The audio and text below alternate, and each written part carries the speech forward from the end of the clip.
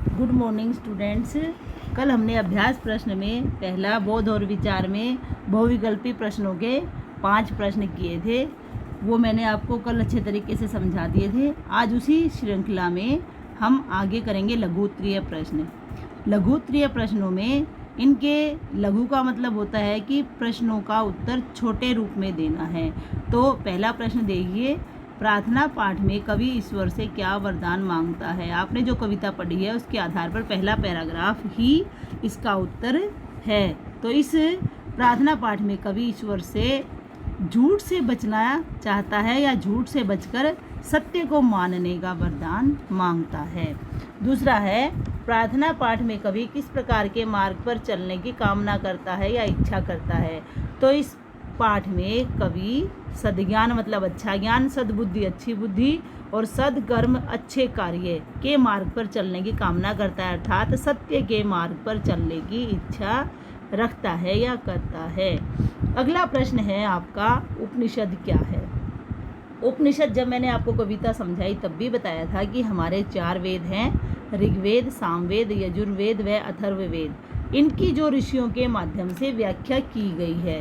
हालांकि थोड़ा सा वर्णन इसका लंबा है, लेकिन मैं आपको थोड़े संक्षिप्त रूप में ही बता रही हूँ। जो ऋषियों के माध्यम से इनकी व्याख्या हुई है उन्हीं को जो है उपनिषद कहा जाता है। तो आप साधारण शब्दों में कह सकते हैं कि इन वेदों की जो व्याख्या ऋषियों के माध्यम से की गई थी उसे ही उपनिषद कहा जाता है।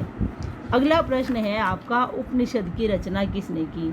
क्योंकि उपनिषद हमारे वेदों की व्याख्या है तो उपनिषद की रचना का श्रेय हमारे ऋषियों को जाता है। तो इसके उत्तर में आप लिखेंगे उपनिषद की रचना ऋषियों ने की। 5वां प्रश्न है आपका, प्रार्थना पाठ में अमरता का क्या अर्थ है। तो इस पाठ में कवि ने अमरत्व का वरदान पाकर और सत्य के मार्ग पर चलकर अमर ज्योति का नया विहार लाना चाहता है। तो यहाँ पर आएगा कि पाठ में अमरता का अर्थ है अमर होकर सभी का जीवन सुख शांति से पूर्ण कर दे और संपूर्ण मानव जाति सभी सुखों से पूर्ण हो। क्योंकि यहाँ पर मानव जाति की भलाई के लिए ही इस कविता को लिखा गया, या इस कविता का उद्देश्य ही मानव जाति की भलाई है, वह चारों तरफ सुख समृद्धि का ही साम्राज्य रहे।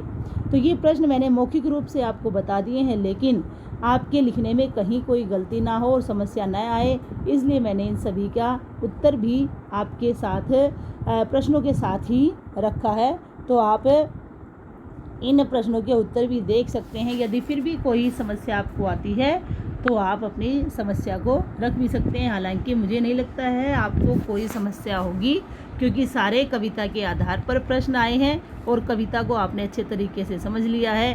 फिर भी यदि आपको किसी प्रश्न में कोई समस्या होती है तो आप उसे पूछ सकते हैं। आपका दिन शुभ हो। धन्यवाद।